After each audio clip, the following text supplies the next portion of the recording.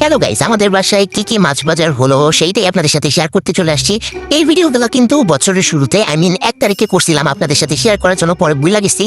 যাই হোক, ব্যাপার না, এখন শেয়ার করতেছি। ফার্স্টে ওইখানে শেরপুটি মাছ ছিল, পরে হচ্ছে বোয়াল মাছ, তারপর কালীবাউস, দেন হচ্ছে এটা কি টাকি না বেল্লা কে জানে না, মাছ খাই ঠিকই, নাম মনে রাখতে পারি না। আর এটা হচ্ছে রুই মাছ। আর এইখানে ছিল আমাদের পছন্দের চিংড়ি মাছ। এগুলো হচ্ছে করলা ভাজি বা শাক টাকে দেওয়ার জন্য আনছিল। যাই হোক, এদিকে ছিল ফ্রেশ সুন্দর 2টা ইলিশ মাছ। এইটাও আমাদের অনেক বেশি পছন্দ। আমার জামের এত বলি যে রাইতে কোনো মাছ আইন না, ওই বলতেছে যে রাইতে নাকি সুন্দর ফ্রেশ মাছ পাওয়া যায়। এত ব্যস্ত থাকে বেচারা, রাতেই শুধু বাজার করার টাইম পায়, দিনের বেলা টাইমে পায় না। মাছের পাশাপাশি কিন্তু এখানে গরুর মাংস ছিল, আর এখানে 2.5 কেজি প্লাস গরুর মাংস ছিল।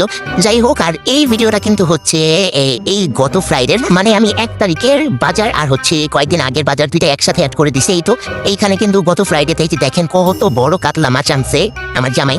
মানে আমি ফার্স্টে প্যাকেট খুলে দেখি কি মাছটা আমার দিকে তাকে আছে। প্রথমে তো আমি বই পাই গেছিলাম, কাল্লা আমার আবার কামতার মধ্যে পরে চিন্তা করলাম যে না, কেমনে কামো দিব, শালায় তো মরে গেছে, ওরা তো কাইটাই ফেলেছে। যাই হোক, এইখানে আমি চেক করতেছিলাম যে আমার হাতের থেকে মাছের মাথাটা বা কানসাটা কত বড়।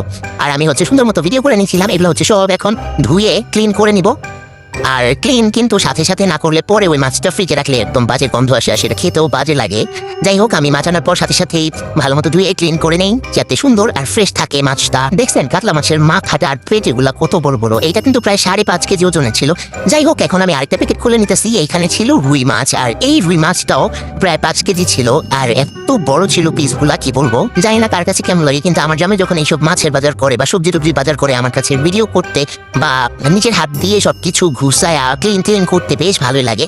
মানে এক কথায় আমার কাছে অনেক বেশি ভালো লাগে, আলহামদুলিল্লাহ। আর আমার জামাই সবসময় বড় বড় মাছই কিনে, কারণ আমি বা আমার মেয়ে ছোট মাছগুলো খেতে পারি না, আমাদের অনেক বেশি কষ্ট হয়ে যায়। একে তো কাটা বাছাবাছি ঝামেলা, দিতে তো খাইতেও বিরক্ত লাগে।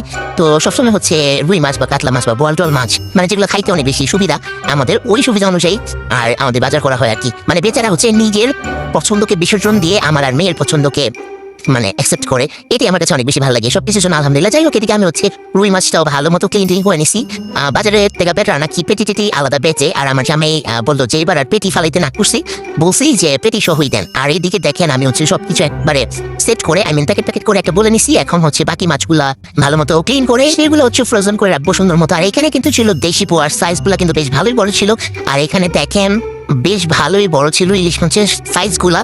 আর ইলিশ মাছ কিন্তু আমার অনেক বেশি ভালো লাগে, বিশেষ করে ভেজে সেই ইলিশ মাছের ভর্তা খেতে আমার কাছে অনেক বেশি ভালো লাগে। যাই হোক, এই ইলিশ মাছগুলো আর হচ্ছে পোয়া মাছগুলো প্যাকেট করে আর আমি রেখে দিলাম। আমি হচ্ছে এগুলো পরে কাট করবো। আর এইদিকে হচ্ছে আমি রান্না করার জন্য ফ্রিজ থেকে হাঁস বের করে নিছি। আর এই হাঁসটা কিন্তু আমার হাজব্যান্ডের একটা ফ্রেন্ড ওকে দেশের বাড়ি থেকে এনে দিছিল। আর আমি ফার্স্টে ভাবছি কি যে হাঁসটা হয়তো আমি মানে আমার জামাই যেভাবে আমাকে এক্সপ্লেন করছে যে তুমি এই কাটাকাটি করতে পারো না, ওইখান থেকে পুরো ক্লিন করে দিচ্ছে, তো আমি তো পুরো খুশি হয়ে গেছি। প্যাকেট আর খুলে দেখি নাই যে কেমন বা কি আসলে বিষয়। যখন রান্না করার জন্য প্যাকেট বের করছি, বের করে আমি হচ্ছে দেখলাম যে এটা তো পুরো ডিপ ক্লিন না, মানে এমনি হচ্ছে নর্মালি বড় বড় পশমগুলো হাঁসের ফেলে দেন হচ্ছে ভাজির মতো কুচি কুচি করে তারপর হচ্ছে প্যাকেট করে পাঠানো হয়েছে।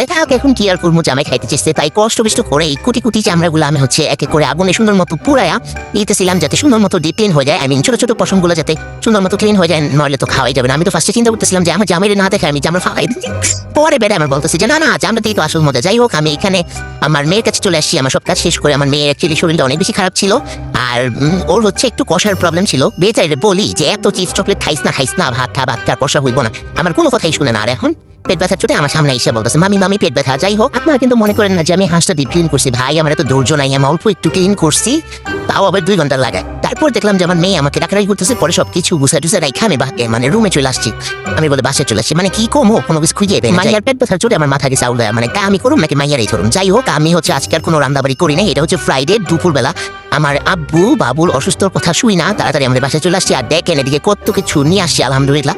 এইখানে প্রত্যেকটা জিনিস হচ্ছে আমার আম্মু নিজের হাতে রান্না করে দিছে, আমাদের পছন্দের খাবার যেগুলো আমি নিজে ধৈর্য ধরে রান্না করতে পারি না সেগুলো পাঠাইছে। এখানে ছিল করলা ভাজি, মানে মুরগির চামড়া পাতা দিয়ে, আমার জামাইয়ের পছন্দের গুঁড়া মাছ টমেটো ধনিয়া পাতা দিয়ে, তারপর ছিল সাদা ভাত, তারপর ছিল চিংড়ি মাছ আর ছোট সাইজের ইলিশ মাছ বুনা টমেটো ধনিয়া পাতা দিয়ে। এটাও কিন্তু বেশ দারুণ ছিল। আসলে মা হওয়ার পর বুঝতে পারছি মানে সন্তানের জন্য কতটা খারাপ লাগে সন্তান যদি কোনো বিপদে পড়ে। আর সেম টু সেম আমার আম্মু আমার জন্য অনেক কিছু পাঠাই দিচ্ছে, তো আমার মেয়ে অসুস্থ ছিল। এখানে কিন্তু ছিল সরষের তেল দিয়ে ভাজা ছোট ইলিশ মাছ, তারপর ছিল আলু দিয়ে ঝোল করে মুরগির মাংস, এটা ভেজে রান্না করছে। তারপর আমার হাজবেন্ডের পছন্দের খুদের ভাকা রান্না করা ছিল, 4 ধরনের ভর্তা, লাল শুটকি ভর্তা, চিনি শুটকি ভর্তা, তারপর হচ্ছে ধনিয়া পাতা আর হচ্ছে কালো জিরার ভর্তা।